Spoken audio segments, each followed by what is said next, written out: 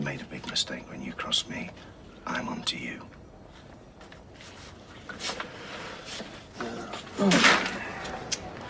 Business dispute.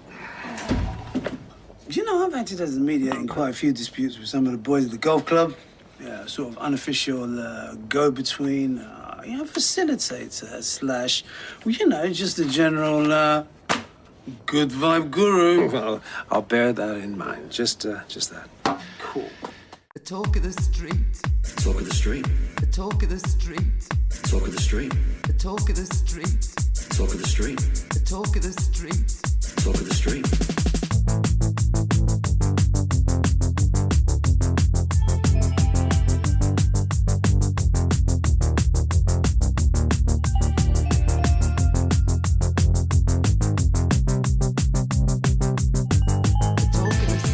Hello and welcome to episode 267 of The Talk of the Street, another official Coronation Street catch-up podcast that's surprised that while Stephen can't remember losing a type-in, he has no problem remembering the exact reason why Peter came into the factory 6 months ago. I'm Gavin.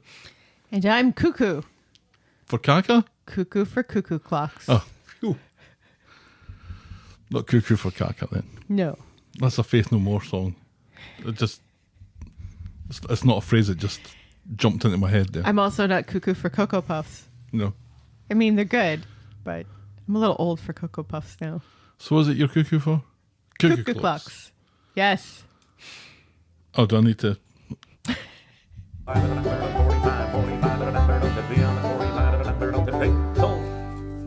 Auction talk. Cuckoo. And literally, we're having a live auction tomorrow. I will be working a live auction tomorrow. I will be clerking it because the family whose cuckoo clocks we are auctioning Whose caca you're auctioning, yes. insisted on a live auction. Not an online one. Well, it's online and live. So it's been going on for like a week now online. And then tomorrow it will end in a live auction where people can still bid online. And then people who are there can also bid live with my boss doing the blah, blah, blah, blah, blah, blah, blah, blah, blah, blah, sold thing. Right. Yeah. Have like, Do you need me to say auction talk at the end of it? no. Okay. Yeah. Like 500. I wasn't offering anyway. Like 500 cuckoo clocks and then cuckoo clock parts and like a box full of antlers for deer on cuckoo clocks and all sorts of cuckoo clock accessories. So, Cuckoo clock accessories? yes. Like a wall? I think this will... And a small mouse named Jerry? Yes. I think this is the first time Benny will have ever been at a live auction before. So I've that'll never be been at a live interesting. auction. Really? Why would I? You've never gone to an auction with me before? No? Again, why would I? Because I'm your wife. Mm-hmm. And sometimes you pretend to have an interest in the things that interest me. I have a limit. So you didn't even walk around the corner when there was that live auction at Oh, the we're house counting around that? the corner. Yeah, that was a live auction. Oh, in that case, I have been at a live auction, but it was outdoors. It doesn't seem to count if it's outdoors. And David Dickinson wasn't there, so you can see my dilemma. But this will be indoors with seating And David Dickinson. and coffee and donuts. So Very good. very proper. So what you doing, the modelling? I'm doing the clerking. So like when something sells, I'm the one, I write down what bid number won it and for how much. No, my modeling days are over. When I used to work auctions in my 20s, I was modeling. I was holding things up and sometimes wearing things that were being auctioned. Like 70s go-go dancer outfits and things. So I'm not in my 20s anymore. No. Your services are not required tomorrow. No, I think you're the only one who would want to see me in a gold sequined disco dancer outfit. And even that may be a push. Right. We're not as young as we used to be. No, we're not. I'm especially not as No, young as I you're used to not, be. because you are half a century old now. That's a lovely way of saying it. It is. It's a lovely way of thinking of it. Half a century. No, it doesn't get better on repeat. Think of all the history you've seen. The Gulf War, 9/11. Both of them. You know, the Pearl Harbor. Queen Victoria ascending. COVID. The fall of the British Empire. Margaret Thatcher dying. Oh, hold on. Just let me check. Yeah, she's still dead. Yes. And what did we do for your birthday, my darling? We went to Chicago. Chicago. Which we talked about briefly last week. But We did. We went to what was Shermer High, although it's not in the town of Shermer, and it's no longer a high school. Because Shermer doesn't exist. Right, it's a police station and place where you go to pick up your lottery winnings. Yes. Those two together at last. Yes. But it hasn't changed. It's still that old brutalist building. Architecture, yeah. And we more or less got the angle that it's used, that is used at the start of the Breakfast Club, and got the shot of John Bender walking towards the school. Yes. Is shot right outside of the entrance, and the houses that are in the background that I'd never noticed before are the houses that are still in the background. So Absolutely. that was quite fun. And the apartment complex on the left-hand side is the same that you see, I think, when Ali Sheedy gets out of the car. And we saw the Home Alone house. We did, and we the went, Home Alone house "Ah!" had somebody who looked like Macaulay Culkin's brother outside it, which was a little disconcerting. Kieran Culkin. Yes. Of the Succession. Only this man had an Eastern European accent, so it was not actually Kieran Culkin. Or was Kieran Culkin pretending? Or maybe trying out his Eastern European accent? Who knows? It was all... He's got time on his hands. And He's we on saw strike. some Ferris Bueller places and stuff, and yeah, it was nice. Yes. And you got a Gordie Howe jersey. He was a hockey player. Yes. He was a hockey player for the Detroit Red Wings. And we got a picture of you standing in front of the George Surratt. Yeah, painting, just like Cameron does in Ferris Bueller. It was great. And we went up in Willis Tower, and I faced my fear of heights, kinda. Yeah, I think I put some of this on at the Twitter. Yeah. We went to Drunk Shakespeare and saw Macbeth. Yeah. Yeah, that was fun. We got to see a man in black underwear and fishnet stockings, which is definitely in Macbeth. Yeah. Shall we preamble, my dear? Yes, please. Give us some of that Centurion Corrie news.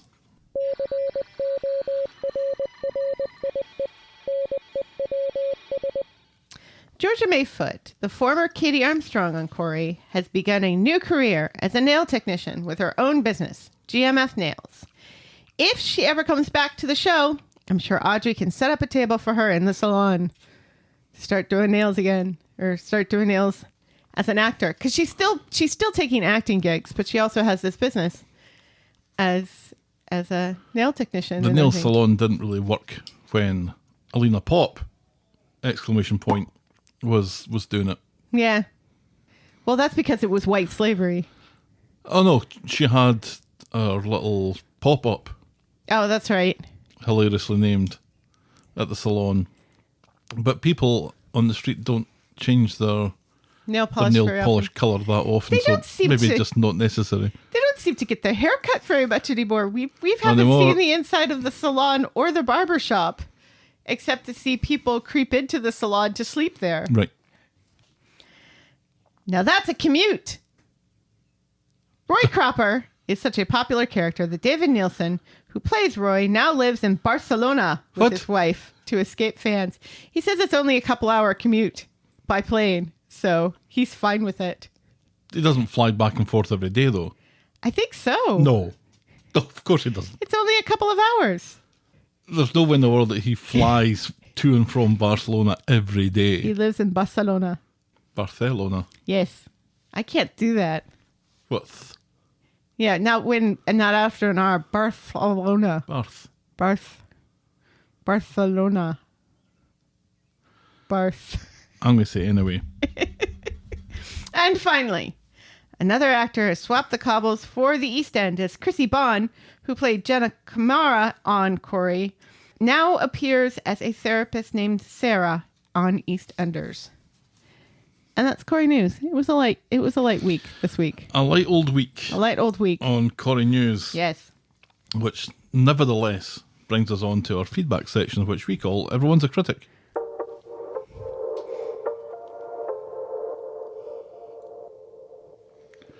Chicky got back in touch with no comment on my pronunciation from last week, so I'm just going to go with that. Awesome. I appreciate that they want to make Chesney dumb, but hitting Henry Newton was a step too far, especially when he knew the issues with the pub. It's not like he didn't know that the pub was close to closing permanently, as his own wife worked there, obviously. Additionally, how many more issues is Stephen going to continue to avoid? It bothers me so much that no one realises just how bad he is. But lastly, watching Todd break his nose on the massage table was fucking hilarious. It was. And it was. Thank you, Chicky. You can send us feedback. It's always welcome. Send us your thoughts and I will probably read them out. Get us at thetalkofthestreet@gmail.com, or our DMs are always open at Corrie Podcast. Woohoo! And now we'll podcast for coffee.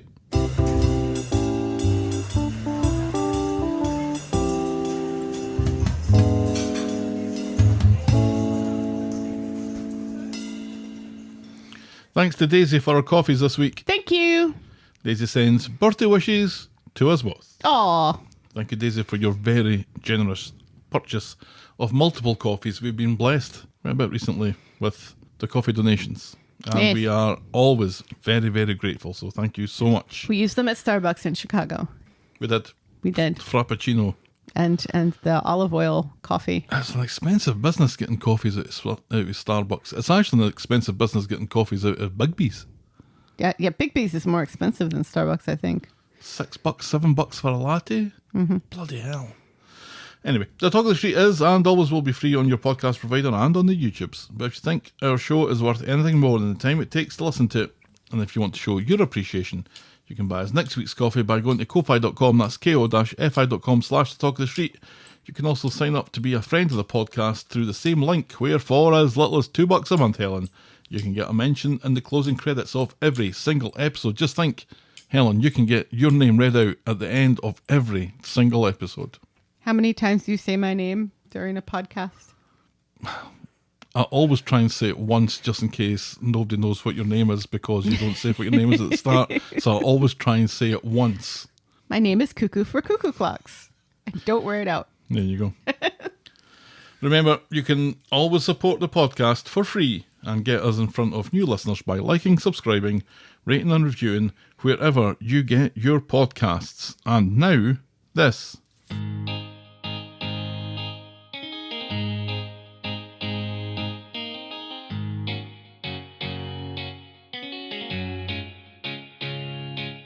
Welcome. Welcome to Last Year Tonight with me, John Oliver. Just enough time to quickly talk about peroxide bouffant. Ooh, who had a peroxide bouffant last year? Is this just the unfortunate moment that Adam decided to go blonde? That's right, this was Audrey talking about an old winner of the football pools, I think, back in the day, who had a peroxide bouffant up to here. I was Gavin and you were a bad wife. Why was I a bad wife last year? I took you somewhere nice last year, didn't I? Where did I take you? Well, last year wasn't Cleveland, was it? No.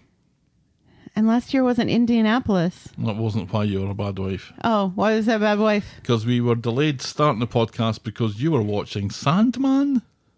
Yes, I was. And we were super late starting. Yes, because I was watching Sandman. Yeah, and I think I was up to 4 o'clock in the morning editing this Yes. shit. I've got my birthday present for myself.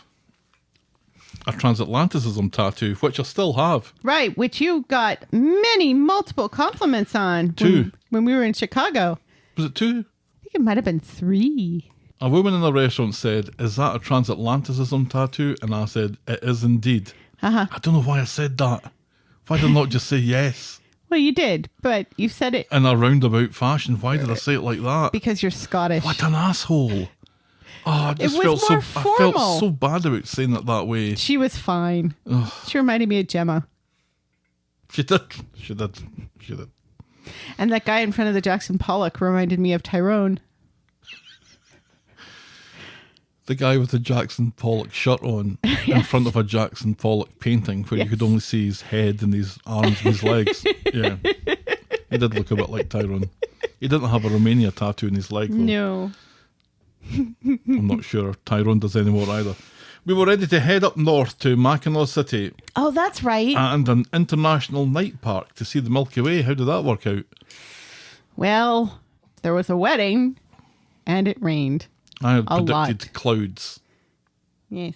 and I think I was right. Yes. I'd got shirts that were labelled too big, that were actually too small, and slippers that were just too small. I do well on birthdays. Faye is sick of Craig's helicopter boyfriend tendencies and takes her frustrations out on a bottle of Prosecco and an unsuspecting Michael. Yasmin throws herself into her fundraiser for abused women while Zidane goes to visit homeless Stu to warn him away from his family. Leanne worries that Toya's jeopardising her bail conditions by joining Spider in his activist protests. Audrey has afternoon tea with her dear friends and confesses the cause of her recent stay in hospital, and her depression was never mentioned again. That's true. Or the alcoholism. No, Stephen's attempts at helping Carla with her supply chain problems are rejected, so he begins a low-key whispering campaign against her in Sarah's ear. It's Ed's first day back at work, and Steve is keen to get his roof fixed so that Sinkhole Leo will stop stubbing his toe in the scaffolding. As their vacation to Barcelona, there's Barcelona again, Barcelona. approaches, Summer and Aaron discover some troubling information about each other. Roy is pretty in pink. Nina's vegan ginger cake is a ruse. Rita suggests she should have put a ring on it. Our moment of the week was Audrey admitting to her friends that she tried to kill herself, and our boring moment of the week was Craig serving Steve with pamphlets about things to avoid while you're driving. And that was Coronation Street, and the talk of the street, this time last year. He's moved up so much from that. He was handing out pamphlets last year, and now he's A detective. head of the CID now, I think. We will take a quick break, and we'll be right back with this week's recap. And we're back. Shall we dive in, my dear? Yells, please. Now, I am depressed and full of existential angst from turning 50, so there will be no jokes this week. Our first storyline is Peter's big number 2.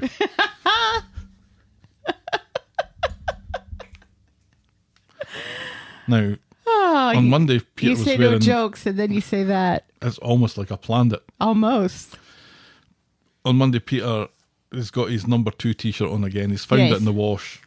And I posted it on Twitter and said, how many times has Peter worn this shirt now? Mm-hmm. And it's 2. The joke being that. Yeah. And a number of people that said, I think it says so on the shirt. It's 2. Where is that whoosh gif? Anyway, he meets Carla in Nina's Rolls and tells her that he's waiting for the pawn shop guy to call him back, but elephant in the room, he doesn't have the 20 grand to buy it. The price is news to Carla because they obviously haven't talked about it over the weekend. Peter says it's his problem, not hers. Bollocks it is, says Carla, who has become quite foul-mouthed these days. So Carla drops into the factory later to tell Stephen that Lou will be coming in for a meeting today, and she'll be sitting in. Stephen does a fine job pretending to be cool as a cucumber about this. And the meeting at the factory seems to be for Lou to moan about Rufus's missing watch and the unknown tie-pin with the G engraved on it. Seems Lou has moaned at the cops to at least investigate it. Shall we go on with the fucking tour then, says Carla. Seriously, her language. Lou rifles through her bag for a notepad and Stephen spies her hotel room card, so makes an excuse about having a different meeting, nicks one of the cards, pockets it, while Lou and Carla go off to stare at Kirk for a bit. Outside the factory, Peter's on the phone to his pawnbroker and explains about coming in on the 27th of February and getting 15 grand for the watch. Stephen is leaving the factory on his way to the Rape Hotel and overhears this. The watch has been sold. Stephen approaches Peter and says Lou is going on about a gold watch, and he remembers Peter coming into the factory on the 27th of February asking for Rufus's phone number. This is appalling storytelling. Absolutely. We're supposed to believe that Stephen has a photographic memory now. Let's remember, he's a criminal mastermind. Although he didn't remember that he had left his tie pin in Rufus's house. Right? this is the extension of my intro. Right. And it's true. It is. Doesn't notice that the typing's not there. Doesn't Right. remember leaving it there. But But can remember exactly. Precisely Peter's conversation Not just in that Peter February. came in 6 months ago into the factory. Something that Peter never does, right? Peter's never in the factory. Oh, no, wait a minute. He's always in the factory. He remembers 6 months ago, not just that Peter was there, but the exact circumstances why he was there. He was looking for Rufus's number and then decided that he didn't want it. He can remember this. And he could tie that to a stupid watch. And he remembers it immediately. And then Peter, the dum-dum, confesses to Stephen because he's a dum-dum. Why, Peter? Why? Why would you confess to Stephen of all people? So yeah, so Stephen knows Peter knows what happened to the watch. Peter confesses to taking it after Rufus dropped it because people drop watches now in the back of the cab. Stephen thinks everyone makes bad decisions. It's how you handle it that's important. And he suggests waiting until Carla and Lou are finished before breaking the news. And Peter appreciates Stephen's support in this. Peter It's so dumb. historically hasn't trusted Stephen as far as he could throw him. No. Is now 100% trusting of him. and confessing to him. Right. Confessing to him and taking in his advice to wait to tell her. And since when would Peter tell Carla about this in the first place? The watch is missing. Well, the watch has been pawned. The watch is gone. The money has been spent. Right. No good comes from confessing this. No. Just Carla doesn't need to know. Lou doesn't need to know. Stephen certainly doesn't need to know. No. This all feels so contrived because I think, spoiler, they've decided to give Peter a break for a while. So Peter needs to take a break. Well, we know that. We need to get him out. We know that. So how do we get him out? We'll need to create some kind of tension here. It kind of feels like the tension gets resolved for the most part this week. No, I don't think it does. I don't know. We'll get to it then. In the factory, Lou is impressed with the factory and has enjoyed her time with Carla staring at Kirk. The two of them are now best friends, based on a 15-minute tour of the factory. That's all it takes. Lou thinks Carla is made to run the place, and Carla thinks Lou might be onto something. And at this, Peter walks in, overhears the part about Carla saying you might be onto something, and sarcastically thanks Carla for the heads up. And at this point, like, what's his problem here? Seriously. She might be onto something. There's just something that you say when somebody says something that is Right, yeah. This isn't her saying, yes, I am definitely taking back the factory now. It's no committal. No. It's just conversation. Correct. Now, neither Lou's hotel room card or its little wallet had the room number on it. Or not that we saw anyway. But Stephen knows which room to go to because it's always the same room. Stephen sneaks in, wondering where Lou would hide the typing that she apparently told the police about, but didn't give them. Carla says that this is what she does best to Peter. She didn't want to quit in the first place. It was more Peter's idea. Well, shoot me for caring about your mental health, says Peter. So Carla quickly deflects back to the watch. Peter was about to tell Lou that it had been sold when he overheard Carla's bombshell of telling Lou that she's onto something. Carla calls Peter a bottle merchant, and the two of them have a ding-dong about how shit Peter is. Carla says Stephen is the only person she can trust at the moment. What? And I'm like, when? When did this happen? He was nice to you one day, and that's all it takes? You're Carla! For fuck's sake, start acting like it again. This storyline on Monday was just driving me absolutely bonkers because nobody was behaving the way they should be behaving. Except for Stephen. But he now has a photographic memory, Right. so not even he's behaving how you would expect. And can detect by smell what room Lou is staying in.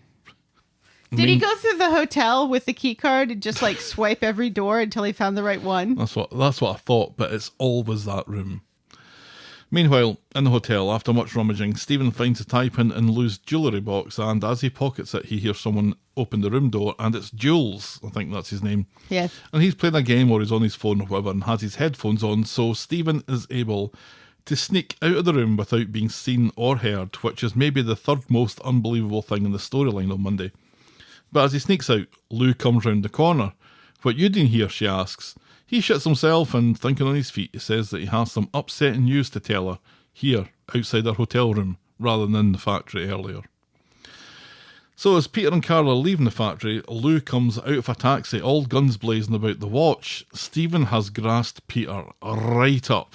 Yes. Peter tells his story, saying that the receipt proves that Rufus wasn't mugged or killed for the watch, and Lou wants to know why he did it in the first place. Peter doesn't want to tell Lou that Rufus was an absolute prick, so comes up with a story about him not missing a 15 grand watch that was on his wrist, and he'd had it coming. Well, and obviously not, because he didn't miss it. Because he didn't go looking for it. And then, 2 months later, he died.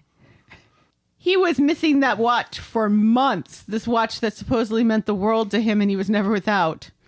He didn't go looking for it. He didn't call the taxi office and say, hey, I think I left my watch in your car. I left my really heavy chunky watch that I used apparently to tell the time. And very expensive. He never noticed it was gone. No. Of course, there is evidence of him having that watch after he was supposed to have lost it, but I'm nitpicking. Lou is disgusted at Peter and at Carla for knowing all about it. They are no longer besties. She will honour their current contract, but after that, Carla and Underworld are dead to her. Peter is now feeling pretty silly standing there in his number 2 shirt. Yes. Stephen is cornered by Peter and Carla and the Rovers. He says he felt Lou needed to know and deserved closure, and he won't apologise for that. Carla tells him that Lou pulled the plug on the deal and his professional judgment sucked. And now she knows that the only person she can trust is herself, and so she'll be coming back to the factory full time. Yeah. Stephen didn't see that one coming. He didn't, and he seems genuinely shocked that Lou is pulling out of the deal. Mm-hmm. What did you think she was going to do? This has backfired on him horribly. Mm-hmm. Because, and I don't even understand what he thought he was going to get out of this. Because obviously he was going to tell her, and that's why he kind of told Peter to wait and not to tell her right away. I don't think So he it kind of intended feels to like tell her. Right then. No, because he was forced into doing so because he got caught outside her hotel room, all sweaty and out of breath. And with a mysterious tie pin sticking out of his jacket pocket. Mm-hmm. But, he was obviously intending to tell her at some point and to hold it over Peter's head and to manipulate Peter somehow. But the fact that he did not see any sort of repercussions from Lou coming, considering how obsessed she is about her husband's death, seems very stupid of him. Well, and that's in keeping with everything that he does. He doesn't plan at all. He just bumbles from one crisis to the next. Any lie will do so long as it gets him out of the fix that he's currently in. And then he'll think of another lie or whatever to tell later, which to his credit, he did hear. Yeah. And he eventually does hear by the end of the week. Mm-hmm. So this is par for the course as far as Stephen's concerned. Yeah. He's just a rubbish baddie. But because of that, I love him. Right. He's a rubbish baddie who's constantly getting away with it, which sucks. Back at the flat, Peter wants to discuss her going back to work and doesn't think she's ready. Carla points out that he doesn't have 20 grand, so she needs to start earning. Peter doesn't want to take the full blame for that, saying that Stephen has his own agenda and deserves firing, which is what Peter should have been thinking all day rather than confessing to him. He knows that Stephen's got his own agenda. Right. He's never trusted him. Right. So why tell him? Carla needs stability with Lou pulling out the deal, so Stephen, for the moment, stays. And then we see Stephen on the street, surreptitiously dropping the tie pin down the drain. Right. Where it bops Johnny on the head. Right. And then floats downriver. Gets stuck in a gun. Yes. Brilliant. On Wednesday, Peter is still in a foul mood with Stephen when they bump into each other at the cafe. Stephen wants to move on, but Peter calls him a psychopath for stabbing him in the back, and then takes great pleasure in telling Stephen that his jacket is on a sugary peg at the factory now that Carla's coming back. And at the factory, Stephen and Michael are preparing for Carla to come back, Michael particularly papping his unders. He reckons when Carla is in beast mode, she always has a takeaway coffee, and wouldn't you know it, guess what Carla has when she walks in? That was kind of hilarious. Yeah, it was. Carla, though, is keen for normal services to be resumed and congratulates them both for the work that they've done in her absence. She also mentions that Lou has requested a meeting later that she has no intention of attending and sends Stephen along instead. Now, get out of my fucking seat, she barks, and Stephen shifts pronto. That was quite funny as well. That was funny. So, Peter and Stephen bump into each other yet again in Devs. What? And Peter's like, you need to stay out of my way. And Stephen's like, I Asshole. live on the same street. Peter warns Stephen that he's watching him and tells him that he's made a big mistake crossing him. Yes. Turns out Lou's business meeting is in the Rovers. Stephen just wants to put everything behind him, but the meeting is for Lou to talk about a stolen tie pin. What? The only logical explanation, given that Stephen was at the hotel, Right. And is that right Stephen outside her nicked it. door. Yes, sweating and panting and fidgeting in his trousers. Right. Stephen quickly manoeuvres himself out of this, saying that only yesterday she was sure that Rufus was killed for his watch, and look at how that turned out. He denies stealing the tie pin. Well, you would say that, she says. And the meeting is done, and it's unclear how much of that Lou fell for. Right. And I don't think he's really explained this enough. No. He hasn't explained it at all. No. The tie pin was in the room. Stephen was outside the room. Now and now the tie pin is gone. I think that's kind of Occam's razor, isn't it? Very much so. Look at you quoting Occam's razor. I don't think I quoted it. Well, you know what I mean. Yeah. Referencing it. I did reference it. That's true. Smarty pants. Yep. Stephen goes back to make up a story of what the meeting was with Lou and says that nothing has changed with regards to the existing contract. Hey, at least they still have the US deal. Except, didn't Rufus fuck that up too? Yes. Oh, no, wait. But Owen saved it. Michael saved it. Michael saved it with Owen. But is Owen still pissed off at Stephen? And He's another one who's just honouring his contract. But what was it? I think Stephen was agreed to pay half of the profit to Rufus. Right, but now he doesn't have to do that because Rufus is deed. Right. But so the deal's still on. That's something though. Yes. Peter and Stephen bump into each other again, this time when Stephen and Carla are in the Rovers, and Stephen turns on the charm for Carla's benefit as he apologises again, but Peter calls him an oily beggar and refuses his handshake. Carla, for some reason, is shocked by Peter's behaviour, or that Peter hates a man that she also hated a few days ago, so Peter goes home for a sulk. And still hates. Well, Carla apologises. Yeah. I think she's pretending for Stephen's sake to be shocked, because remember, she wants to... It's kind of the keep your friends close and your enemies closer sort of situation maybe. the time being. On Friday, Stephen checks into the factory with Carla, who has a meeting with a big retailer. Stephen offers his services and expertise, and so Carla lets Stephen in on the pitch to Bonbon Boulevard, a big European retailer. Yes, that apparently Stephen has worked with before. The meeting with Bonbon goes very well, and Carla is super impressed with Stephen's contribution. All I ever wanted to do was impress you, says Stephen. And that is as far as we get with that storyline this week. The net is closing in. Yes. Continues to close in. Not fast enough. No, for me. And I think we've got a while to go yet. Well, a lot is going to depend on what Lou's take on all this is. Yes. I'm really surprised, and like I said, on Monday I was mostly surprised by everything that was going on with this, but if you've got the police to reopen an investigation based on you finding some evidence, wouldn't they take the evidence? Well, remember, they're just kind of humoring her. Are they though? But they should have taken the tie pin, yes. It shouldn't have still been in her possession. No. Especially if it's a piece of evidence that may have, DNA and fingerprints on it. Mm-hmm. But again, it's the Weatherfield police. Craig Tinker, detective.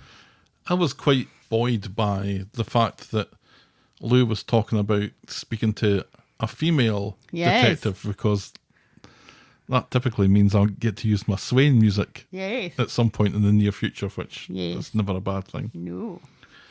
Yeah, a lot of this, I feel, it's all manufactured, so saying that something's manufactured really means nothing, but it feels like this conflict between Peter and Carla is kind of exaggerated to make them fall out.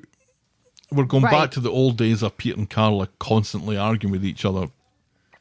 And it feels like this is a path that has been developed at fairly short notice because of this. I mean, you can complain about whether you like some storylines or not, but normally the way that they're put together is done with a little bit more care than this, where a really important part of this hinges on Stephen's ability to remember something that happened 6 months ago, which clearly is ridiculous. Yes.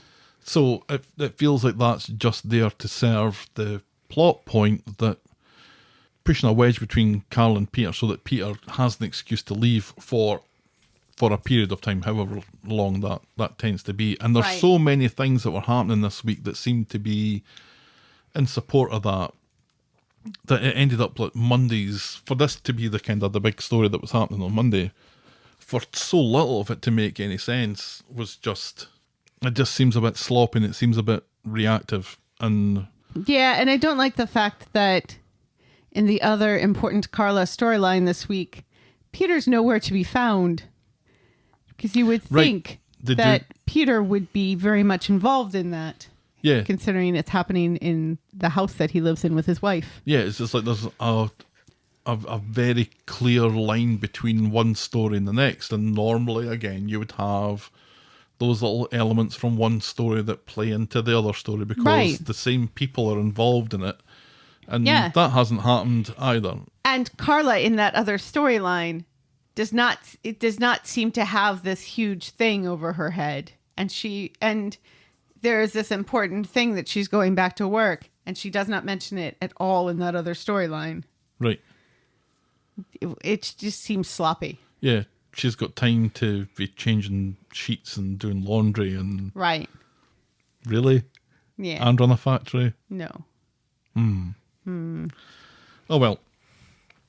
We will get to that one. In the meantime, let's talk about our next storyline, which is the return of the Newt. Just on Monday, which is a little bit of a disappointment after the big play for the Rovers last week, that we only Right. got a little bit of it this week. But Well, oh, did we? or do we? Yeah, we'll get to that again. So Monday in the quad house, Gemma is dressed up all pretty likes ahead of her first day at Newton Ridley as Henry's important PA. Chesney's doing a great impression of being super supportive and has bought her a novelty pen and pad for her important PA type meetings. Yikes. The notepad has a rainbow and a big G on it. And pink fur. G for Gemma. Gemma. Gemma goes into Rovers ahead of her induction to get a second opinion because, well, Chesney. But Jenny agrees that she looks smashing. Gemma reveals that she's dead nervous, way out of her comfort zone, but Jenny has every faith in her, calling her her secret weapon. Ooh. In Newton and Ridley headquarters, Henry introduces Gemma to Philip, who doesn't seem too impressed with Gemma's notepad and pen. And at the end of the meeting, Gemma brings up the buying of the Rovers in front of Philip, who says that they ran out of time to talk about it. Henry reminds his dad about the last conversation he had with HR, so Philip apologises for calling Gemma sweetheart. That was quite funny. It was.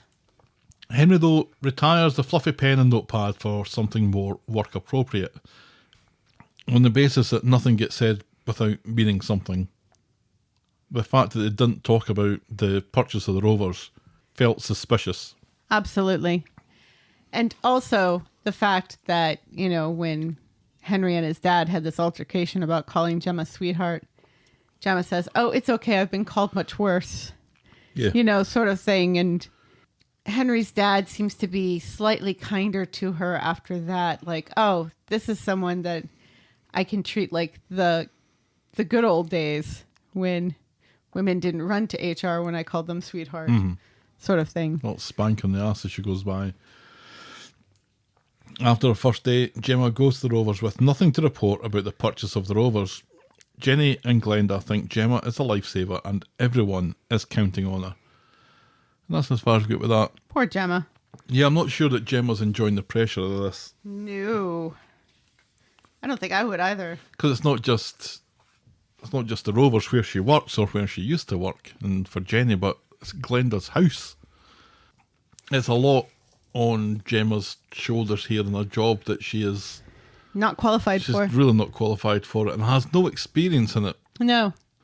And she's not being really given any sort of guidance. No. She got induction, but that's not really training. No. She got a welcome to Newton Ridley. Right. Here's a hoodie. Right. Now get on with your work. Yeah, that Here's seems... the handbook. Yep. Here's what to do when Philip calls you sweetheart. Right. Well, that's kind of about it. So yeah, so she's ill-equipped to deal with it. She hasn't had any training. Feels like this is not going to be a long-term appointment. And then we have the fact that the purchase of the Rovers is not high on Philip's agenda. No. Although when Henry wanted to talk to him about it, he did seem to know about it. So this isn't just Henry making things up as he's going along. No. He said they just ran out of time. Mm-hmm. Which just makes what happens later in the week all that more disconcerting. Right. Yes. We'll move on then to educating racist Kelly.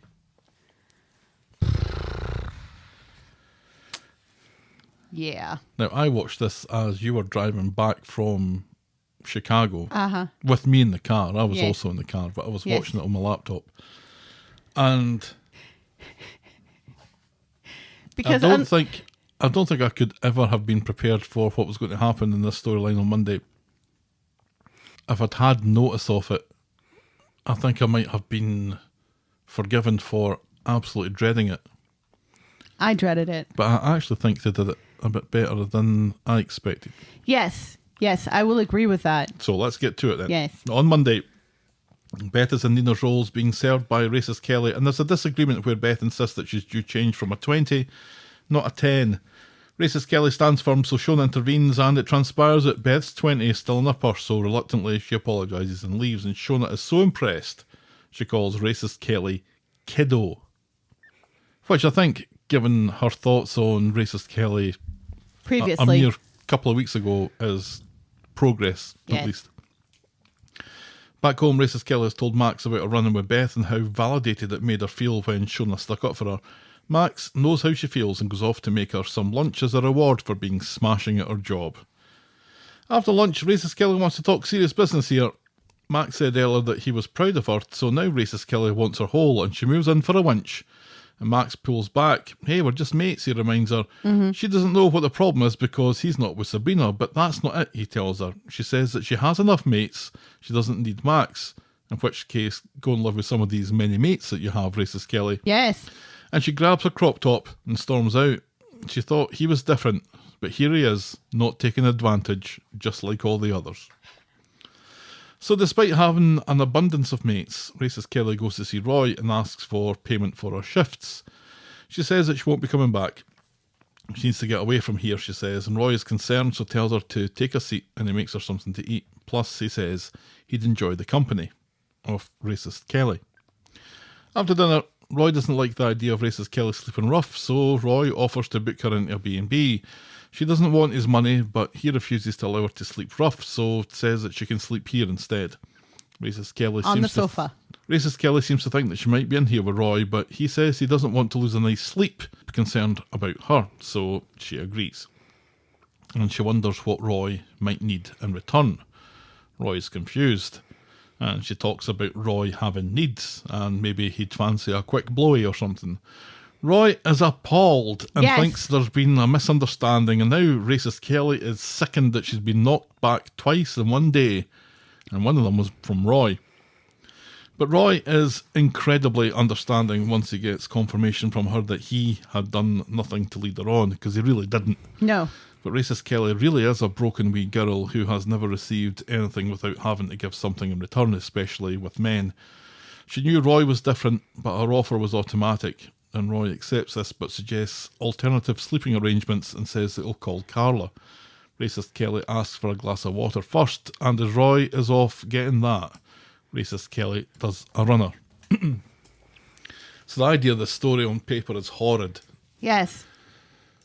but they really did do it much better than anyone had any reason to Right. expect them to do. And I mean, we kind of knew that she'd have been involved in stuff like that in the past. Because let's not forget, her dad and Griff used her sexually to get Max. To bring Max into the fold, they sent her to sleep with Max. Well, and so, I mean, one can imagine that this is the sort of thing that unfortunately has happened to her, that happens to lots of young women her age, unfortunately. And so it wasn't hugely surprising. And the way she suggests doing something for Roy, I was really afraid that she was going to be much more overt than that when I first heard about this storyline. So I'm glad that she wasn't. You often hear people talking about, they hear somebody else say something. It's them that's saying it, but they hear it as somebody else saw it. And it looked like that kind of out-of-body thing, where she certainly looked like it was an automatic question. It wasn't something that she wasn't like flirting with him. No. And she wasn't starting to take her clothes off or anything like that. And or she wasn't horrible like that. She wasn't putting her hands on him. Right. It was just, if you now require something in payment, then fair enough, sort of thing. Yeah. Yeah, I know what you mean with the Griff and her dad stuff. I'm so naive. I never thought that it was more a sexual thing, but it was, you want to become his girlfriend sort of thing, right, just to get him more into the racist club that we've got going here. Yes.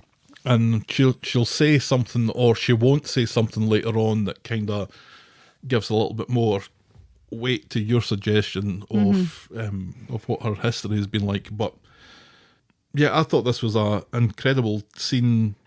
Kate Fitton, who plays Racist Kelly, finally being given a chance to do something a bit more than what she's had to do before, and give a little bit of dimension to the character. She apparently was in for the role of Summer when Harriet Bibby got it.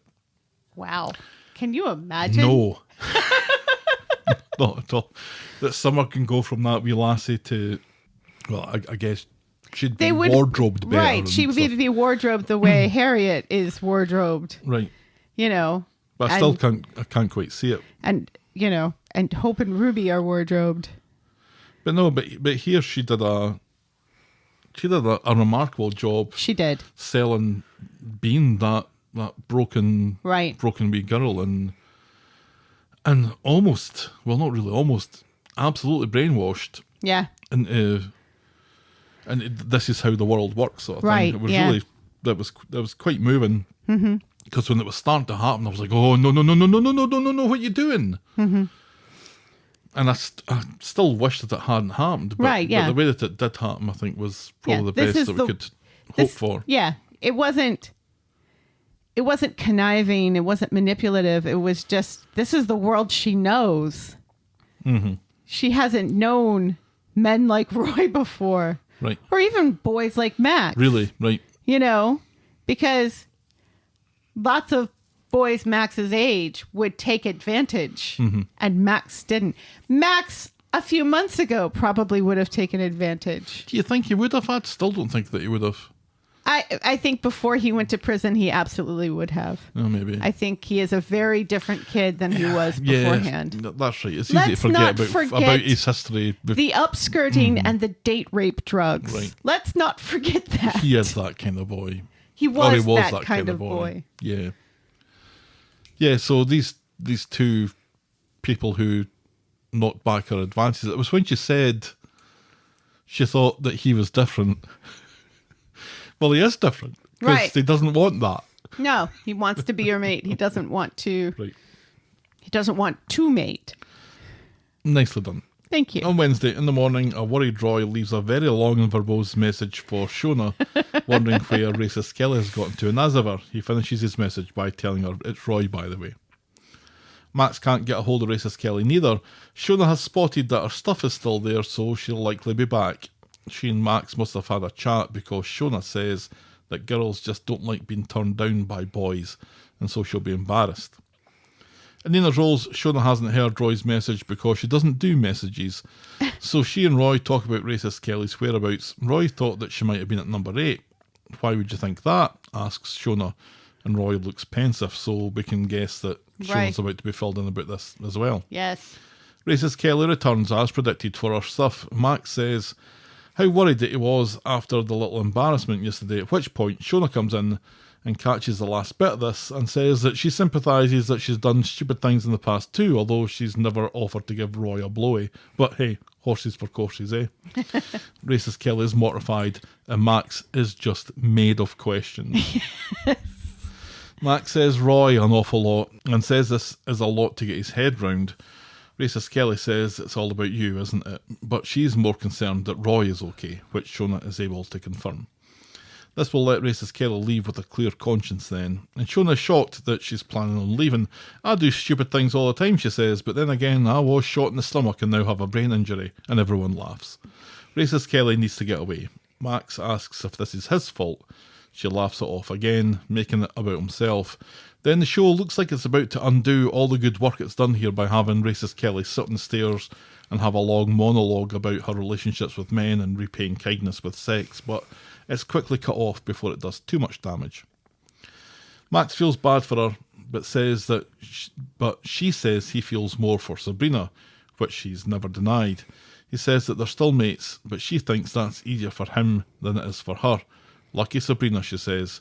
She gives Max a hug, thanks him for everything, and leaves. She doesn't do serious.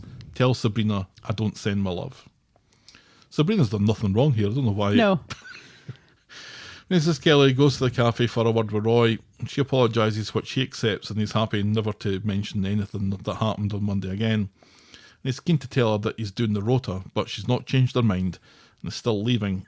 He offers to keep her position open until tomorrow, hoping that she'll change her mind.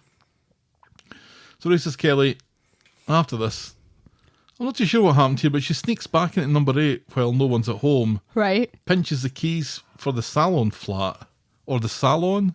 The salon. And a couple of crop tops while she's there. And then she leaves a message for Roy asking him to put her on the rota for next week after all. Mm-hmm. So she's back to sleeping in the salon? Yes. But this time not even Max knows. So she will get caught.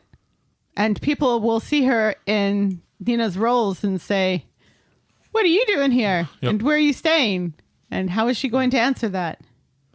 And also, She's staying with mates. I'm just staying with mates. And also, those keys will be missing. Somebody's going to be wanting those keys and not be able to find them. Doesn't Max cut her a set? I thought Max cut a set especially so no one would miss them. I don't think so. Yeah, I think that happened. And if that's the case, then why would she be looking around for them? And why would there be more than one key on that I don't roll? think she had them. I think it was Max that had them because Max kind of locked her in and then went to unlock her. Right. So I don't think... We need to ask Stephen. I'm sure Stephen knows the answer to this. He'll remember what happened. I don't want to talk to him. He's a bad Ohioan. Yes. Although congrats to Ohio for getting out there and voting to keep abortion. Good job, Ohio. Oh, did they? Yes. And I think they're getting weed too. Oh. Yay, weed. Big week for Ohio. Yes. I felt like we were probably close to saying maybe not a fond farewell to Racist Kelly, but a farewell to Racist Kelly. No disrespect to the actor, but the character feels like she's kind of served her purpose a little bit and caused this rift between Max and Sabrina that we're all quite enjoying. Right. We're not enjoying the rift. We're enjoying Sabrina and Max. Mm-hmm. And Gaviano 2.0. Just call him Gav. No one has called him Gaviano yet. So yeah, I don't know. Yeah. Haven't we had this character too often, too recently? Yeah. Because it's Kelly the Chin again, because that's why she's racist, Kelly. Right. Just this strafe that is going from pillar to post and living rough and doing whatever she needs to do to survive kind of thing. Right. But yeah. I wasn't looking forward to this being a long-term deal. No. Or her being in Max's life for Long-term. any length of time. But it feels like she's going to be for a bit longer anyway.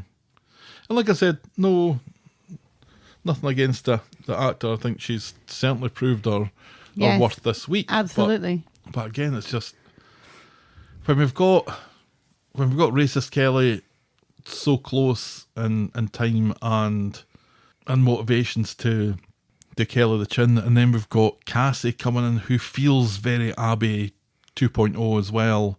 Absolutely. And we just recycling things a little bit too often and too obviously here. I don't know. We bet. All right, then.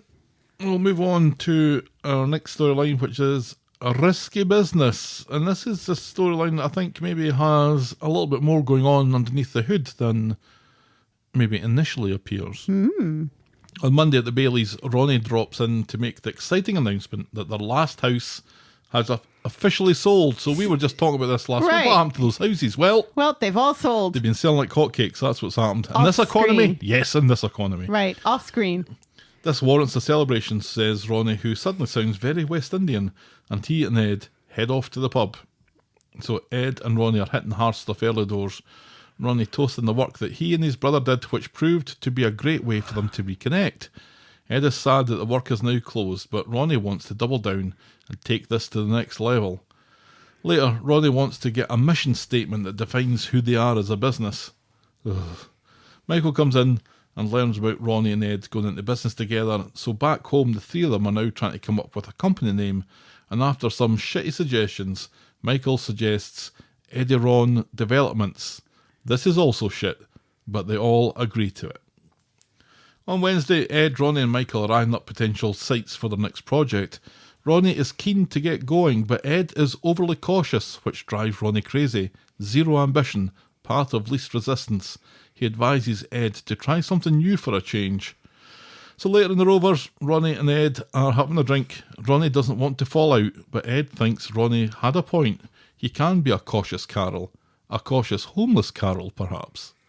He has zero ambition because he's made so many mistakes in the past.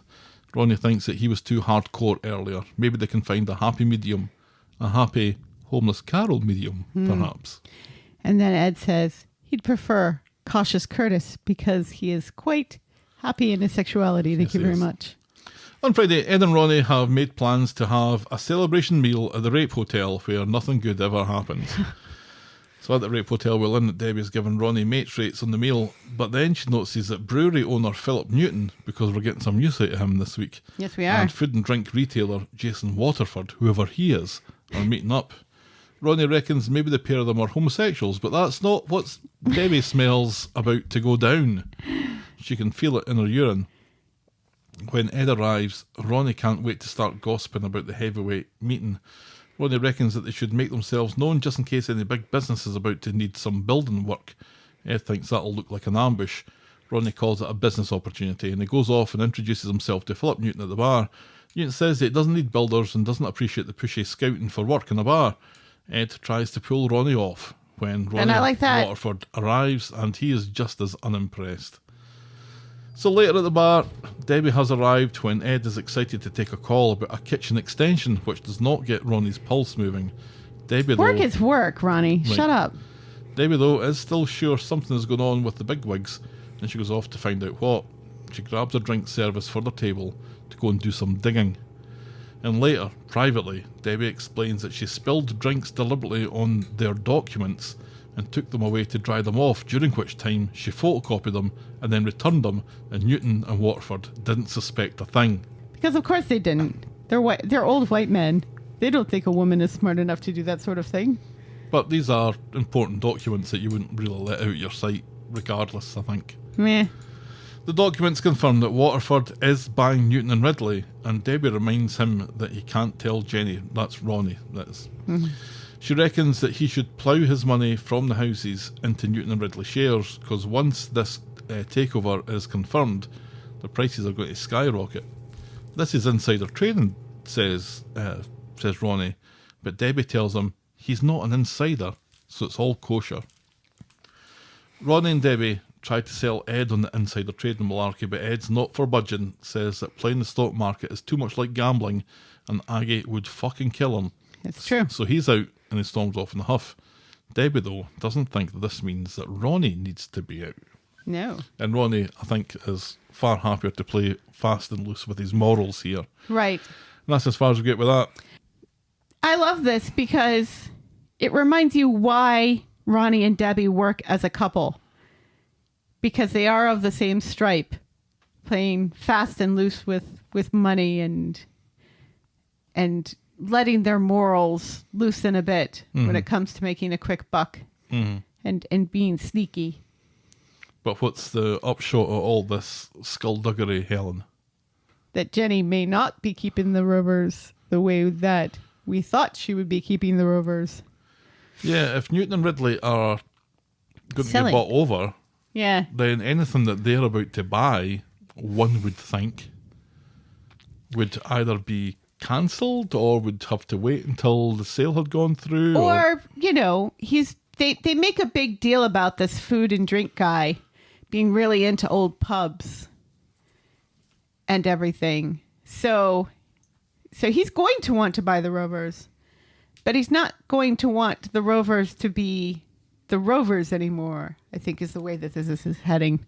That all the things that Henry promised Jenny are in jeopardy. What I want to know is, how does Henry not know that his dad is selling the company? Right, that's exactly what I was wanting to know. There's no way he wouldn't know, and yet it doesn't seem like he knows. Henry's not just some anonymous executive. No. He's the son of the owner. Right. So he's privy to this sort of information. Or he should be. I think Henry should, or Philip should be sharing this information with him, especially if it's at the point where paperwork's getting drawn up about it. Right. That he And also, should probably know these things. why are they drawing up paperwork in the restaurant of a hotel? Oh, because the place to do it that makes sense means that this story can't happen. True. That's why it makes sense for it to happen where it should be happening and not here. Right. Where somebody can spill champagne on it and then take it away and read it. But we would rather that the story was allowed to happen. Are we? So maybe Henry does know. That's what I'm thinking. I don't feel like Henry would know. If Henry knows, Henry can say, yeah, we'll buy the Rovers back, and knows that he's never going to have to put his hand in his pocket. But in the meantime, he can say to Gemma, come along and work for me, and can get his grubby little mitts on her, or try to anyway. Because regardless of the Chesney situation or the quad situation, I think he's still a fan of the Gemma. Well, who's not? So this still can happen, and then when the deal all falls to pieces, well, he can claim that he knew nothing about it. So I think it's a fairly easy position for Henry to have. I have greater faith in Henry. I don't think. Based on nothing that he's ever done before. Based on the fact that he almost died thanks to Jenna and Chesney. And so he's a better person now. He seems like a better person now. The sale of it probably does either kill the deal with the Rovers or delay it, or it has to do something to it. What it does is this guy is going to get the Rovers and is going to want to change it and want to fire everyone, including Jenny. That's what I think is going to happen, because they make a big deal over and over and over again how much this guy likes old pubs. Well, the Rovers is an old pub. Right. So he's going to want it, but he's going to want to run it his way. And we don't know what he likes to do with old pubs. I saw a comment on Twitter from John McNee, who said he's not sure how, but thinks that this is going to end with Debbie running the Rovers. And you know, Debbie is quite happy with her rape hotel. but everybody wants the Rovers. Debbie doesn't want the Rovers. Everybody wants the Rovers. Nobody wants the Rovers anymore. Those days are over. I can see that happening. We just now finally got her out of the bistro so that she could be more than just a face behind a bar. But then look what's happened. She's not in it hardly ever. Yeah, but when she is, she's great. This is true. She's great here. She was great with Ryan when Ryan got the acid attack. You know, being another mother to him. I just know this means that Jenny's not going to get exactly what she wanted. She's not going to get exactly what she wanted, and she might not get anything of what she wanted. She might end up losing the Rovers after all. Yeah. Which would be sad, because we like Jenny at the Rovers. Right. But it does mean that storyline that lasted last week has a little bit more heft to it. It's not just this was a problem on Monday and it's resolved by Friday.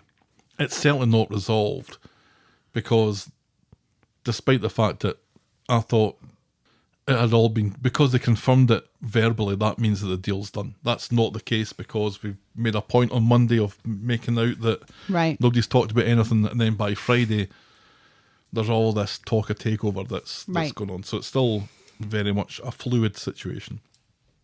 I did think that Ed was absolutely right, and I was glad that he said it, and I was glad that he described it this way, that this involvement in the stock market is absolutely like gambling. Yes. It's more educated gambling, but it is still gambling. Yeah, but there's something a little more honest about a horse racing other horses, whereas you can have, who knows what's going on in these company boardrooms where the share price has been manipulated and somebody short selling somebody else. While it's more sophisticated, it feels like there's probably more going against you than with you. And it's certainly a gamble. Yeah. But all of life is a gamble, isn't it? Yes. Okay. All right. Oi. Well, I guess we better move on then. Yes. To Brah. On Wednesday, Ryan has taken another consignment of steroids that he quickly has to hide when Carla knocks on his door. He's also behaving like he's lost something, and I wasn't sure what it was. I think it was a syringe. Was it? Carla brings news of Alya wanting to meet him for a sandwich at Roy's later. And in Nina's roles, Alya is glad that Ryan could come along, but he's not hungry or chatty at all, and he soon leaves her to it. Mm-hmm. And once again, I'm left to shake my head at the stinginess of Roy's sandwiches. On Friday, Ryan is out of the shower and about to inject steroids in his asshole when he discovers Carla is in his room tidying up. Carla's in a chatty mood, which Ryan can't be fucked with, and he snaps at her to bugger off so he can get dressed. Put out, Carla slinks out of the room so Ryan can get on with that lovely injection, and then as Carla shouts cheerio to him from the other room, Ryan punches fuck out of his wardrobe and breaks the panel off it. Yeah. Later, Ryan's been out for a jog and has been hitting the tarmac hard and hitting the energy drinks even harder. And as he gets back to the flat, he collapses as Gary, a fellow Brah, is passing. You okay, Brah? Just breathe, Brah. Take a seat, Brah. I got you, Brah. Gary wants to call an ambulance, Brah, and worries about Ryan's pulse, his caffeine intake, and wonders if Ryan has been using anything else because he seems quite agitated and aggressive. Yes. Ryan snaps at his Brah, but then quickly apologises.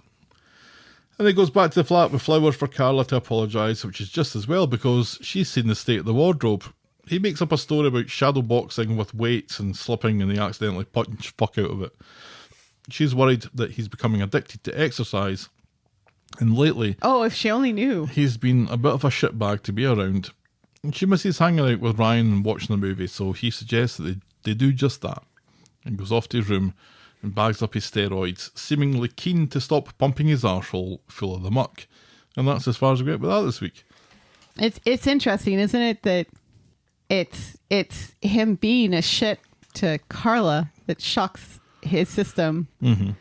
you know, more than nearly having a heart attack on the street or, you know, being a shit to Daisy. Yeah, he was clutching his chest, so it looked like he was suffering more from the steroids and the fact that he was running really hard, like he was having palpitations or something. Right. And Gary seemed to recognise this. Yes, he did. Because he did ask him more or less directly if he was taking anything else, and I don't know how Ryan really responded to that. No, we don't get to see his response.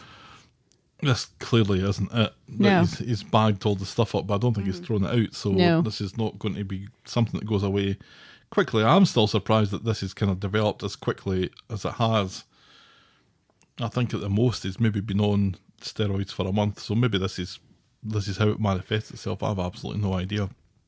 But he has full on roid rage, and if he started to shout at Carla, and especially with this storyline not involving Peter at all. Yeah, which is shocking to me. Could Ryan get violent? He's already punching wardrobes. Right. Just because she said cheerio to him. Right, yeah. Nobody wants to see that. No, nobody wants to see that at all. No, nobody wants to see that. I quite liking Ryan, more Right. or less. But you know what? Because of the fact that nobody wants to see it, we're going to see it. Yeah. Yeah, that's a bit disappointing. I don't know if Gary can help, if Gary's involvement in this is just done and dusted, but it feels like he needs another guy about his age to try and pull him away from this. Right. And that means either Gary or Craig. But none of this stops the fact that what he's suffering from is the fact that he's insecure about his face. So he's developing his body.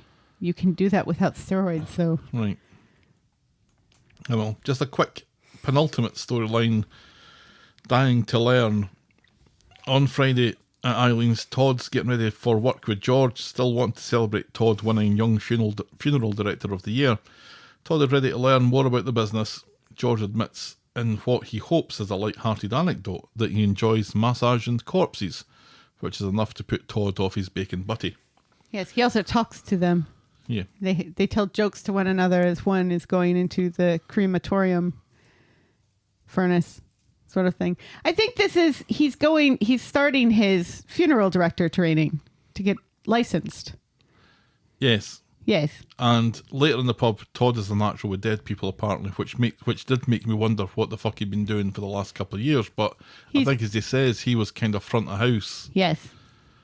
So he's learning the dark arts. Yes. The secrets of the burial. Yes.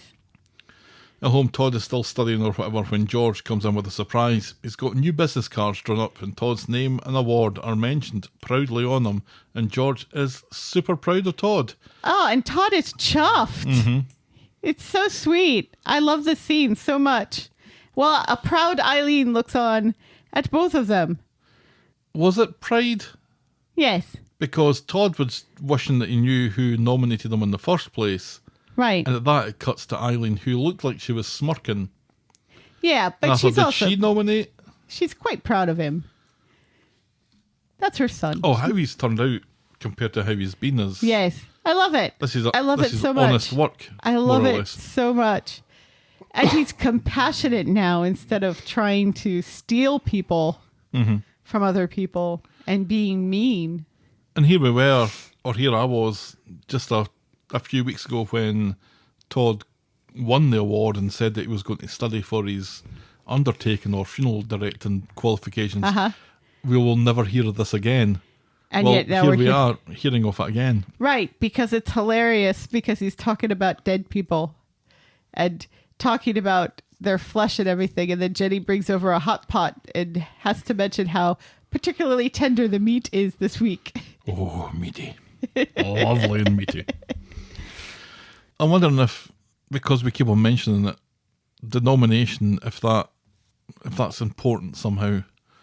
And I can't figure out how it could be important. Well, it's motivated him to get his funeral director's license. And these are all more or less, at this moment, comedic characters. This is our lighthearted bit about death. Yeah, but we don't keep on mentioning the fact that whoever nominated them is a mystery. We don't create that mystery without it needing resolved. And we also have the whole resolve needed of that guy leaving his card in his pocket and the Undertaker stealing it. Yeah, I reckon we're going somewhere with it next week. The fact that this was the little sting on Friday. Right. The really short storyline that didn't I give you wonder if anything. it was that dude who nominated him because he Well, that's thought it what I was was an thinking. easy win for his girl. But I'm kind of left to assume that if Todd hadn't been nominated, then the girl would have won it by default from being the only nominee. I don't know. I guess that I think there were other nominees that we just didn't get to see their interview, that they were interviewing them two at a time. for story purposes. Yes. Yeah. I think the rest easy guys probably coming along next week. We're just setting that up basically this week. All right, so our last storyline of the week is Your Special. So special. That would have been a better song to choose. On Monday. At the community centre, Little Big Shots, or whatever it's called, are still unfortunately singing Lizzo's Special, where Lizzo sings about being black and heavy, so maybe it's just as well Hope didn't get the gig. Glenda is thrilled with the way that rehearsals has been going. At the end, Jerry comes in for his Tai Chi shite, and we learn that there's been a clash for the final rehearsal and the big performance. Jerry has the community centre booked all day. Oh, pig's tits, says Glenda. So Glenda and Tyrone and the girls are chatting about the double booking for the final rehearsal and the actual performance. Tyrone suggests finding somewhere else. Great idea, Tyrone. But that's what Glenda's been doing. It's Hope that has the game-changing idea. Speak to Maria and see if the council can come up with a venue at short notice. So Maria and Gary are celebrating their third wedding anniversary at the bistro. It's been 3 years. They got married in COVID. Remember, this Yes. was the big separation wedding. Right, yeah. Gosh. And they've lasted 3 years, which by Coronation Street standards is fairly decent Old recently. timers, yeah. And I have to say, for the main part over those 3 years, it's kind of worked, hasn't Yeah. it? I mean, apart from them nearly splitting up and divorcing, it's kind of worked though, hasn't it? Yeah, it's worked pretty well. I think Maria is really good for Gary.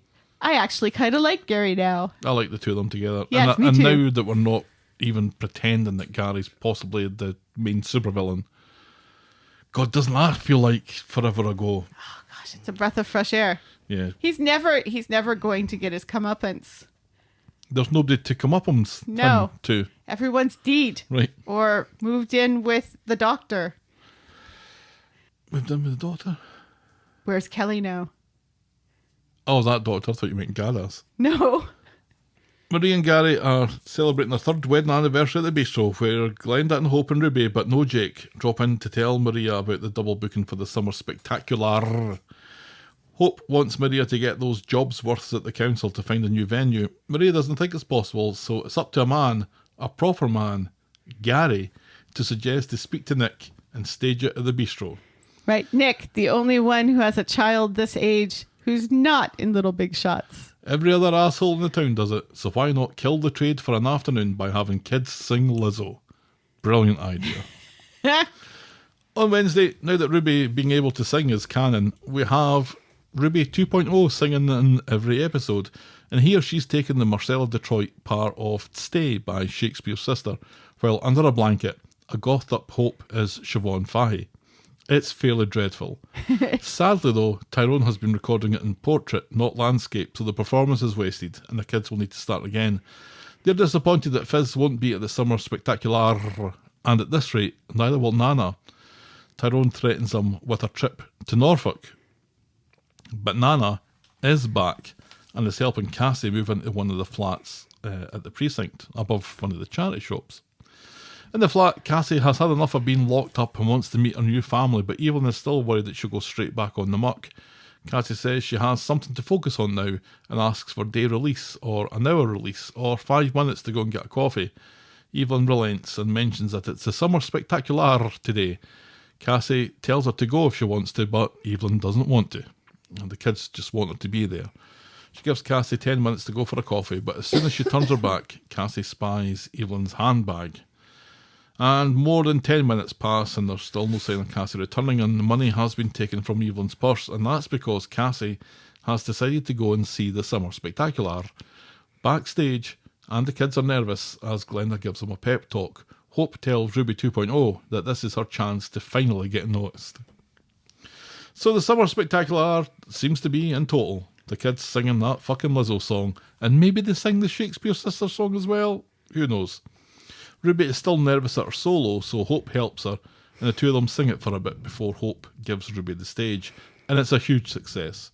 Remember, says Glenda, everyone is special, so please treat your dancers and background artists with the respect that they deserve. Yes. Well done, Eliza, says Stu. Fuck off, Grandad, says Eliza. Everyone leaves without buying a drink. Cassie approaches Tyrone and the girls and congratulates them all. Tyrone wonders if Cassie has heard from his nan. And the boys, for some reason, in the summer spectacular, are all dressed like the Beastie Boys?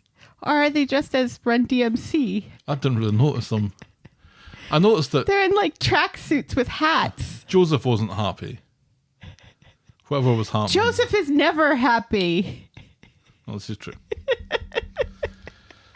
So Cassie and Tyrone go for a wee side chat, and she stumbles her way through her excuse of where Evelyn has been, and as she's about to spill the beans, Evelyn bursts in and drags Cassie away, but Cassie shouts at Tyrone, I'm your mum, you're my boy.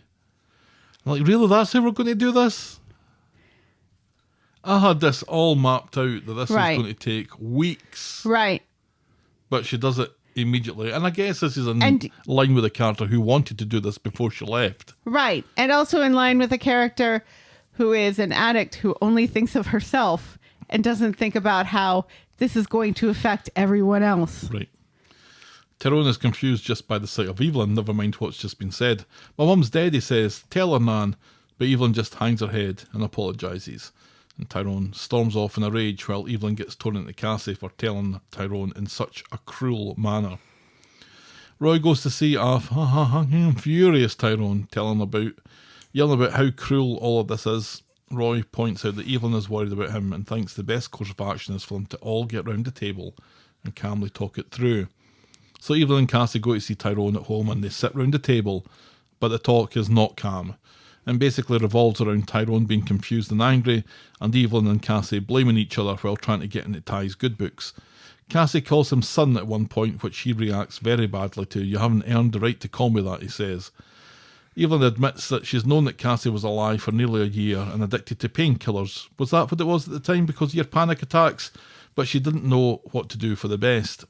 Tyrone is hurt that she watched him get married and not say something, but she says that she didn't want to ruin his day, and after never hearing from Cassie for 10 years, she assumed that she was dead. And we learn that Cassie was on the muck while she was pregnant with Tyrone, and getting to raise him would have been the wake-up call she needed. Well, that explains a lot. But if Evelyn had allowed that, they would have both been dead. Yes. Tyrone now wonders why Cassie never got in touch with him, because she was a junkie, says Evelyn. Cassie says that she was clean while she was in South Africa, and this prompts a question from Tyrone. How long have you been back, he asks, and she refuses to answer, saying now is what's important. And during all of this, Evelyn and Cassie seem to be destroying any relationship they've managed to foster over the last few weeks and months, and Ty goes off to get the girls. And he goes to pick them up from Roy, and they are very interested to learn that the weird woman at the show is Tyrone's mum. You could have a brother or a sister, says Ruby 2.0, and what was a throwaway line that will no doubt come back to haunt us. Ty wants them over the road and straight to bed. It's a 5-hour drive to Norfolk. Oh, they really are going to Norfolk then. Yeah, it was the way that Ruby said, oh, you might even have a brother or sister, and then nobody mentioned anything about it. It was like, Right, and everybody ignores Robbie. Ruby. But all this reminds us that Alina Pop's still not come back with Tyrone's latest offspring. Correct. Because surely that's happening at some point. Eventually. Probably Christmas. Didn't we say that last Christmas? And I think, well, she probably had it last Christmas, right? So this would be... I don't remember. Yeah, I think it was I thought it was 2 years ago. No, I think it was due last Christmas. So, Tyrone gets home and Cassie regrets not getting to tell the girls how good they were, which allows Evelyn to sarcastically say that meeting with them, bonding with them, and then disappearing for years is a great idea. Ty has heard enough. He throws Cassie out, and then just as Evelyn is about to make herself comfortable, he throws her out too. And that felt a bit cruel. Understandable, though. Well, here we are being asked to take sides on this, right? Or at least Ty's been asked to take sides on Right. And I think this is the right choice for the moment, decides that neither one of them need to be in this room at the moment. I have to come to grips with this on my own. Yeah, I don't think Tyrone has ever learned as much in one episode of Coronation Street as he learned on Wednesday. Right. On Friday, Hope and Ruby are getting on Tyrone's tits with questions about Nan and Tyrone's mum. Ruby is very keen to make it clear she's expecting a decent haul of presents. Tyrone wants nothing to do with Cassie, though. Meanwhile, Evelyn and Cassie aren't talking at the flat. Cassie would rather Evelyn shouted at her, and both of them blame each other for how things have ended up. Evelyn is interested why Cassie stole from her handbag when the Spectacular was ticketless, and Cassie accuses Evelyn of calling her a liar, which Evelyn has no problem in confirming. Fuck this for a game of soldiers, Evelyn says, and she heads off to put things right. So Tyrone gets in to work later and is in no mood for Abby and Kev's shit patter about the best kind of crisps. Kev checks to make sure everything's okay, just as Evelyn turns up to explain how sorry she is. Tyrone thinks that this is a bit late, but Evelyn says that he doesn't know the whole story and she made the right decision. Tyrone doesn't want people making decisions for him, though, so Evelyn leaves their new address and walks off. Later in Nina's roles, Ruby is sad about Evelyn being away and wishes that she was going to Norfolk with them. Hope explains to Roy about the arguments with Grandma Cassie and how Tyrone is furious at Cassie and Evelyn. Nina tries to distract them by offering to take the girls to see Little Mermaid, and Hope is very keen about this. Yeah, while pretending not to be at all. Yeah. Evelyn goes to unload on Roy. Roy does have sympathy with Tyrone's position on all of this. Evelyn has been making decisions for Tyrone and Cassie, which has had a detrimental effect on both of them, but Evelyn shows no remorse. As a friend, he urges her to reconsider how she deals with people that she claims to love. In the pub. Which is very astute of Roy. Yes.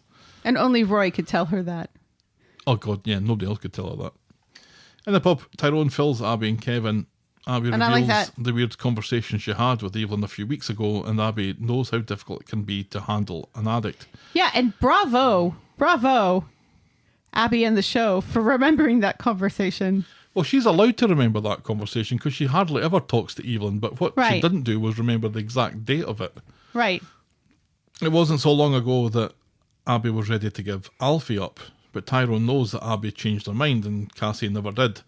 Abby thinks he should tread carefully before allowing Cassie into the girls' lives. Yes.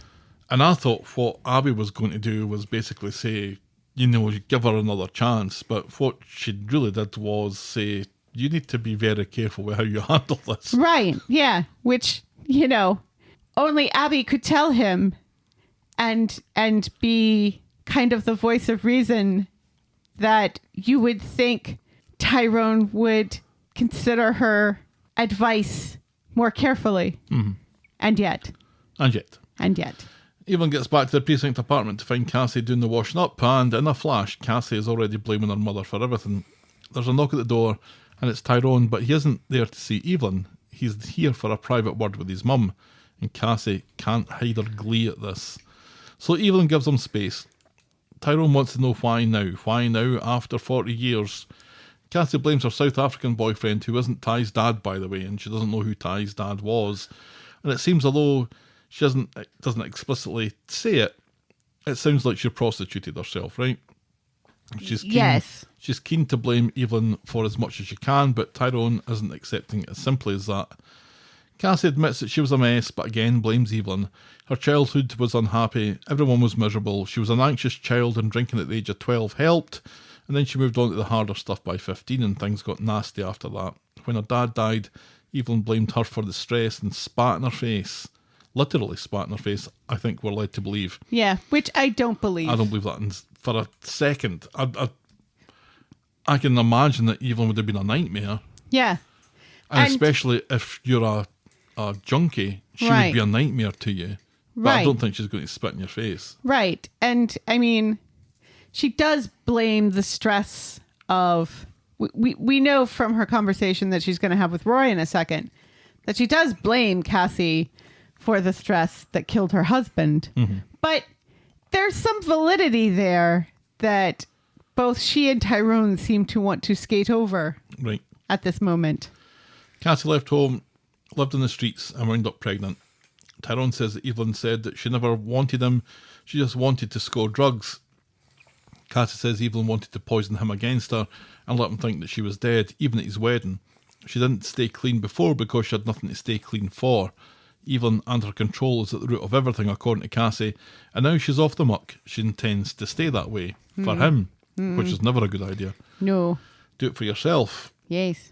Later, Evelyn comes back with her ears on fire. There have been a lot of decisions made in her absence. Cassie's going to be moving in with Tyrone, and Evelyn is gobsmacked. Just yesterday, Cassie stole money from her handbag, and Cassie again swears that this was for the spectacular. But Evelyn says that was free and ticketless, and Tyrone oddly has nothing to add to that. Right, yeah. It was weird that Tyrone does not say, yeah, no, she's right. She's right, yeah. It was free. Evelyn says there was never a good time to tell Tyrone, and she was just trying to protect them both, but Tyrone has made his mind up. Cassie will live with him for a bit. The girls will go to Norfolk on their own somehow, and Evelyn will stay at the precinct flat. So back in Nina's Rolls, where it seems Ruby and Hope have just been abandoned for the day, Tyrone brings their suitcases to the cafe. It seems Kev's going to drive them halfway to Norfolk, and then Fizz will meet them up, or they'll have to hitchhike or something. Who cares? Right. They know Cassie's at home and do not appreciate not getting to meet her, but Tyrone is struggling quite a bit with all this new information and just needs them to do as they're told. So the kids are off, and Cassie and Tyrone resume their discussion. It's lasagna for tea, apparently, and everything just feels a little bit weird.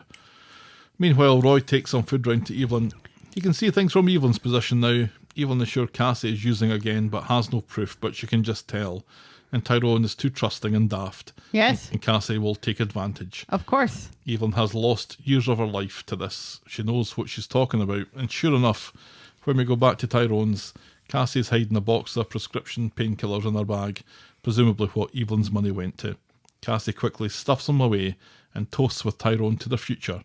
Have some cheers. And that's how we end this week's episodes. The one person whose advice is the most sound, that advice is not taken. Although, in fairness, the girls are going away and she's not going to get to meet the girls. Right, but she did hang about the door and made sure that she waved them off. Right. Which was, really? Yeah. Can you not just stay out of this? Right. And she can't because she's an addict. Mm-hmm. And it's all about her. Right. So she has to be visible in order for it to work in her favor. Mm-hmm.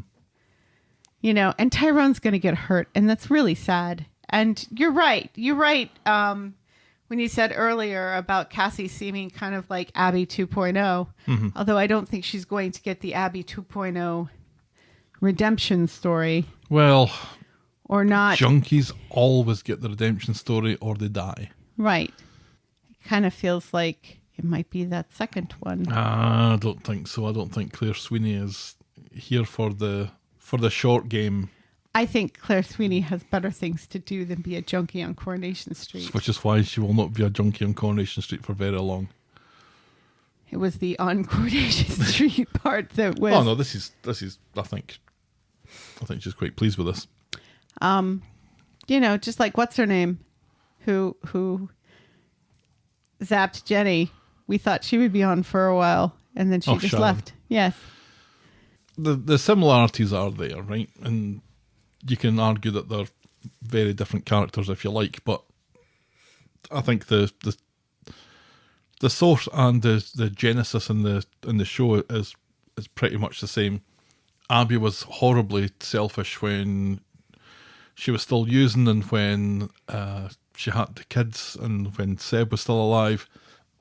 And it really wasn't until everyone realised, well, wait a minute, Sally Carmen is pretty fucking awesome here. We better give her a little bit more to do. Right. That the character started to improve and really turned her life around and Right. and all that sort of stuff. And this seems very much off that ilk that Cassie... I mean, as much as you can complain about the retcon of Tyrone's early years, Right. I'm glad that Evelyn's in it. This is the best thing that's happened to the show in a long time. Yes. And I think Cassie as a actor and a character is it's probably good for the show as well, but it is treading this old kind of ground where we've seen the junkie that you want to trust but you can't, and she's already proved in the first week of being back, the first couple of days of being back, that she can't be trusted because she's got the drugs in her bag. Right. And also because, she promises her mum she's not going to do something, then she turns around and does that exact thing. Mm-hmm. I've no doubt that her upbringing was tough. Right. I think Evelyn as a mother would be tough. Would be hellish, potentially, right? Yeah. Well, especially if you're a teenager. Those two things aren't going to jive very well, and especially if the home life was as she describes it. Yeah, I can imagine that being pretty tough. I'm sure the home life is not exactly how Cassie describes it. I don't think so either. Because she is an addict and she's going to twist. There's always a grain of truth, but she's going to twist it her way, and the way that it works is because of that one little grain of truth. She's already doing that. Everything is Evelyn's fault. Nothing is my fault. No. Everything is Evelyn's fault. Yes. Yeah, no, she hasn't apologized once, whereas Evelyn is constantly apologizing for this. And maybe that the reason that she didn't want Cassie in Tyrone's life is because Cassie is just a bad person. Yeah. She seemed like a bad person. Right. She seems worse than Abby was when Abby started. Oh, Abby was awful. I think it's easy to forget how bad Abby was when she first came into the show. She was dreadful. But Cassie is up there. Yeah. And she's manipulating them already. Yes. And she's going to steal money from him.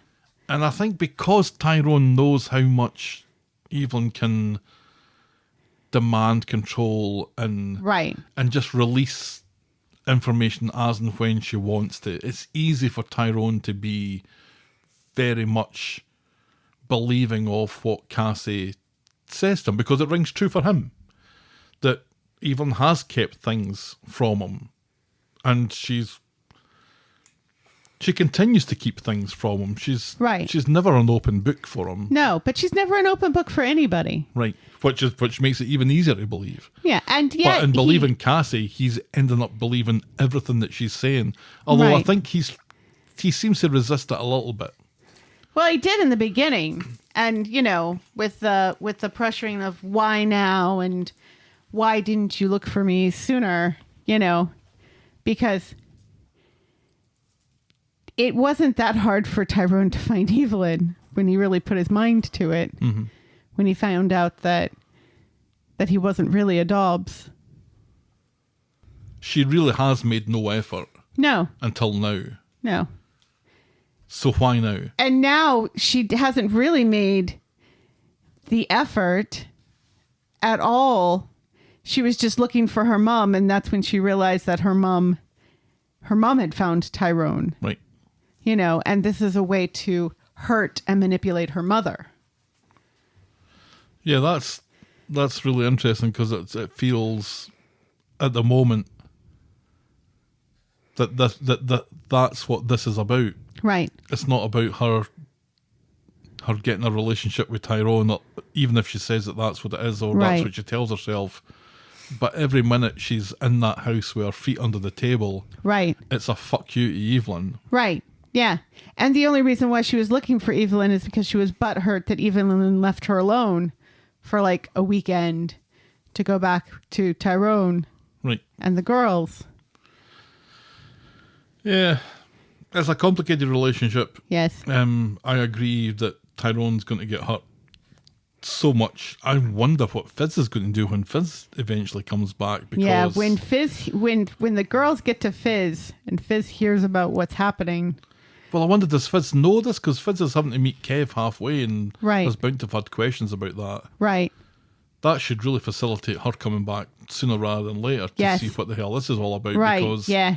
Fizz wasn't all that trusting of Evelyn to start with, I don't remember.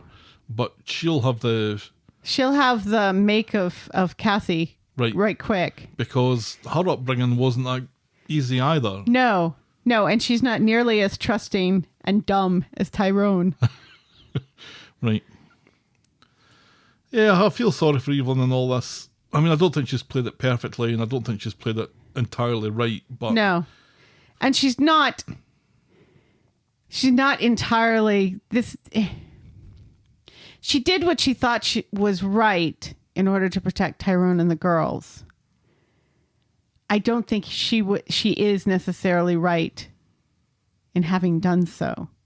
I think if she had come clean, maybe not at the wedding, but shortly thereafter said, look, what happened over Christmas was I found out your mom actually isn't dead. Mm-hmm. But she's close to it because she overdosed again. And, it may be best to stay away from her because of the girls. Right. If she had been honest. But she's the type of person who likes to take command of the situation, Absolutely, believes that's the that she problem. knows she's best. What she thinks is best is best. And it is kind of nice how protective of Tyrone she is and how much she loves him and Fizz and the girls. Yeah, I agree. But in that situation that you described, what she would have had to have done is leave it up to Tyrone to decide what to do. And she could have played it clever and pitched in such a way that Tyrone doesn't want to. But Right. just because he doesn't want to now doesn't mean to say that he wouldn't want to next week or the week Right. after that. And, Right. she can't not be in control of it. Right. Yeah.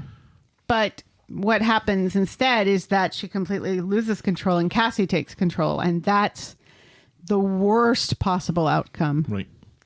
And that's where we are. Yep. And that was the week that was Coronation Street. Helen, tell me, what was your moment of the week? Todd getting his cards. Really? Yeah.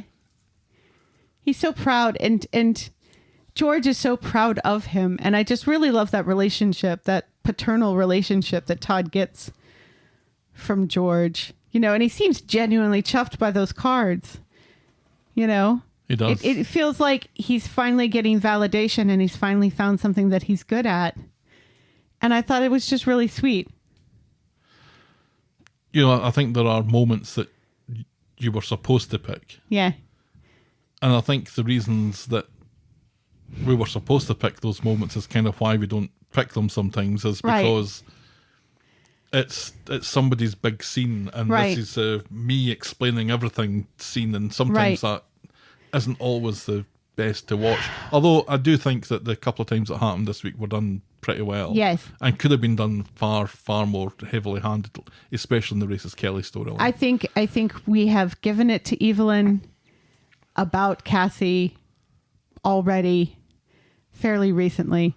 I was never going to give it to the whole Racist Kelly propositioning Roy, even though it was done very well. Mm-hmm. That is a moment to forget.